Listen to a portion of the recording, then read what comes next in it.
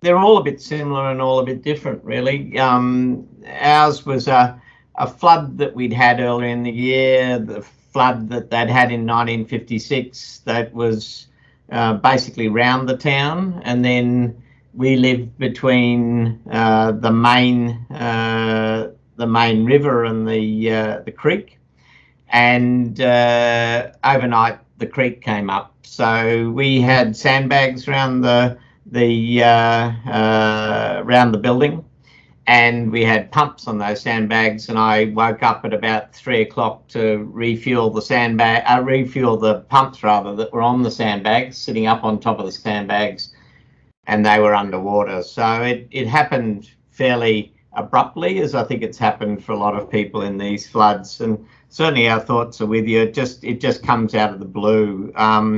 The green arrow is our house with the car sitting out front. There's another one inside. And the yellow arrow or orangey arrow is our surgery. So we were like that for about 5 days. I think the key message is that those of you who are on the ground are the experts.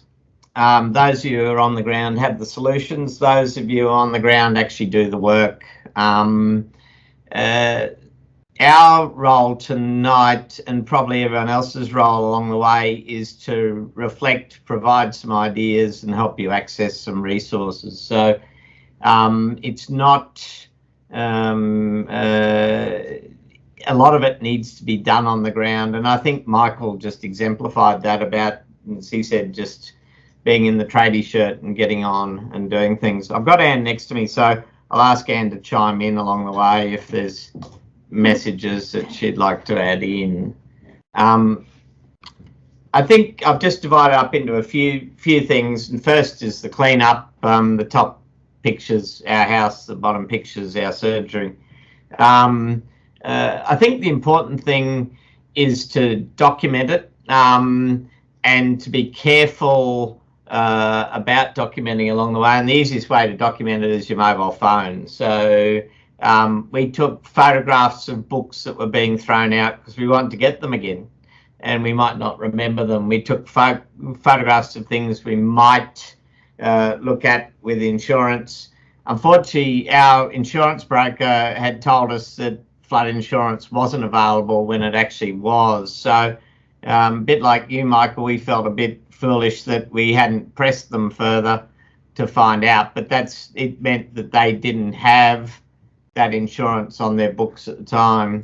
If I can just chime in there too, I had paid for business interruption insurance, and to be fair, I probably hadn't read the not so fine print, but it turned out that you only got business interruption insurance if you were insured for whatever interrupted your business. So we weren't insured for flood, so hence the business interruption insurance that I was paying for would have been fine for fire, or if a tornado had ripped off the roof and a deluge of 1.2 metres of water had come inside, I was fine, but not for an alluvial flood. So I think insurance, I'm still dirty with insurance, and if I had a little bit more intestinal fortitude, I wouldn't have insurance, because when we most needed it, we didn't have it. So the next thing is about volunteers. I think Michael made a really good point. Accept simple kindness, please do. But all the volunteers supervise it. You can see our jet ski sitting in the middle of all the rubbish there. I think at one stage someone was thinking of throwing it out. So just be careful that good things aren't mixed in with bad things, with ruined things. I think allocate the tasks. It's overwhelming, and you've got a practice to fix, you've got a home to fix, you've got one thing I think Anne found was that there's her workplace to fix too, and people actually moved into her workplace while she was in the practice and in the home, and cleaned out a whole lot of precious resources that actually weren't damaged and were irreplaceable. Beware of disease. We had leptospirosis, a bit of Erymonas hydrophilia. Erymonas hydrophilia for the doctors only responds to Septrin or ciprofloxacin, so you have to be a bit careful there. and our leptospirosis, which was in fact first of the particular type of leptospirosis was first described in the northern New South Wales floods in the late 1990s. So I think just be wary of those illnesses. The other thing I think, and it's kind of it's a double-edged sword, but this is not a mental illness. You do need psychological first aid at this stage. It does become depression and other things later, but we found we had the army psychologists were great. They came in and said, we'll help you shift the stuff around the place at the same time as helping people. But we had some other psychiatrists who wanted to come in and do psychotherapy on people, and that's not what's needed at that stage. Anything quick to add on cleanup? Yeah, something that I found, I probably threw out a lot of things that could have been washed down and fixed. But when you've got nowhere clean to put things and people are pressuring you, what do you want to do with this? What do you want to do with this? What do you want to do with that? It's sometimes easy to say, oh, toss it on the rubbish pile, because I didn't have anywhere clean to put things. Everything was still so muddy for days after. So maybe get some tarps to put down on top of the mud. So you do have somewhere clean to put things that might need a little bit extra thought, that you don't throw out a perfectly good motor mower, for example, because you didn't have anywhere clean to put it, to think about it. The next is around patch up, and that's some temporary premises. We were lucky we could move into the hospital, although we did have some resistance from some people about doing that. I had to just go over the top and get that sorted, but we did move in. You can see it's fairly basic there, but it's workable. It's amazing how no one wants their complex stuff sorted out during a flood. They just want to get on and get their tablets, get whatever's needed. I think everyone realises this is an emergency. So you can do it fairly simply. The hard part I note for some people is that they've lost their IT and lost their records. I think you've just got to do the best you can and provide the best you can. It's minimalist. We went to bulk billing for a couple of months. We decided that was easier for us, quite frankly, and it was easier for our patients. A lot of people didn't have money. They didn't have the available money at the time, and we thought it was a bit of solidarity with our patients, but you do need to call an end to that, and we did. Remember, some of your staff are affected and they may need some time off. That should be off, and yeah, give them that space. And we had some people who took holidays and took other things to try and get their own lives in order. Have social events. I think practical support, not psychotherapy at that stage. And our town had barbecues and things like that. We tried to get the staff together. I think people often report that there is a great bonhomie. It's a great feeling of working together in these situations. And as I think Michael correctly said, you all of a sudden realise that you are a community.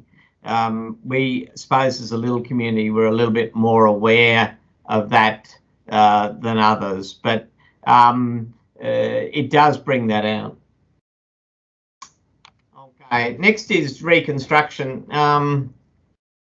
This is our place. Our place was pulled apart by volunteers, and it was truly amazing. We had some people who just wouldn't leave, who basically camped at our place every day and helped pull the sheets of stuff out. So, and that's just really heartwarming, actually, particularly when I was in trying to get the surgery sorted. These people were literally just working for us for nothing. So I think don't rush in with anything and don't throw things out prematurely. But also, we decided that, as Michael said, you're just going to need 400,000 or so. I think we ended up with needing 380,000 altogether, and that's how much it set us back. In that, we decided to get good gear. One of the things you learn in practice over time is what doesn't work. what bits of equipment you don't want, what bits of equipment you want to get rid of, you wouldn't buy again. Buy good stuff. Don't just rush in and do it. But you don't need much at the start. You just need minimalist stuff at the start. You'll probably be in some fairly temporary premises. You won't have much room to do it. The funding, I think insurance, we would have liked to have pushed back on insurance, but there was nothing we could do. The Commonwealth they did some, we got a Commonwealth grant. I put down the bottom there with grants, just beware, most of them are taxable. So if you're not careful, you'll actually be taxed on them. So we actually got the old Division of General Practice to hold on to a grant. It was a primary infrastructure grant.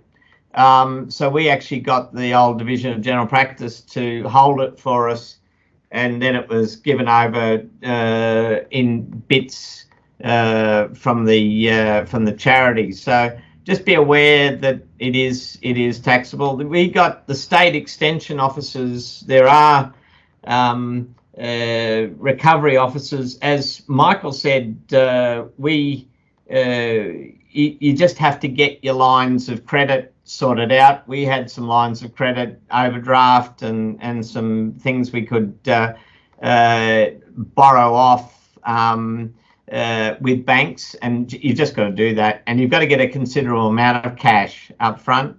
But then the Reconstruction Authority, we got a loan for about 380,000, which we've now paid off. So you need that bridging money straight away, and then you need the extension stuff.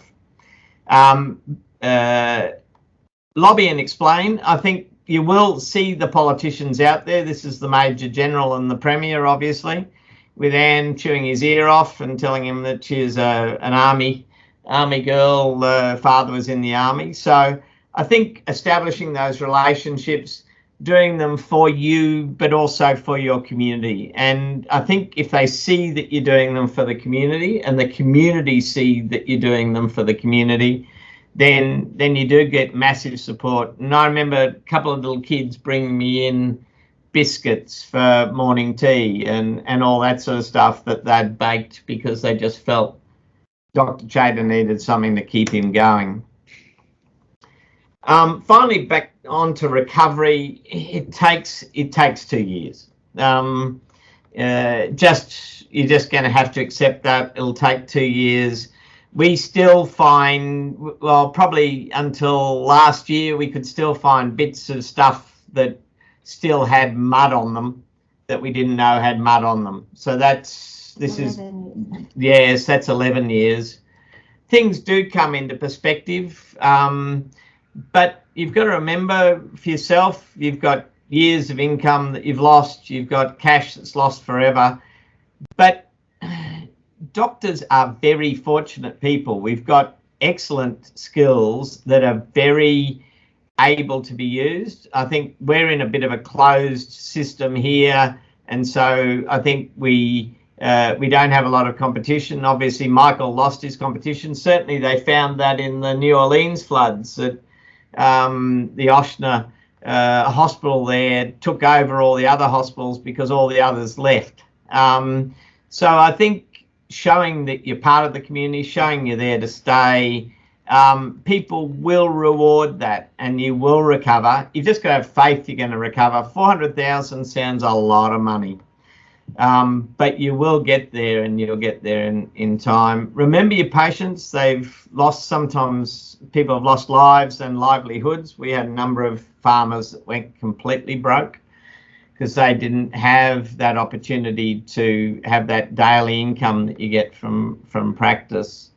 And they do come in and start to talk about those things and start to break down about those things. And I think it is a really special place where they look after you and you look after them in your practice, I think, as Michael mentioned.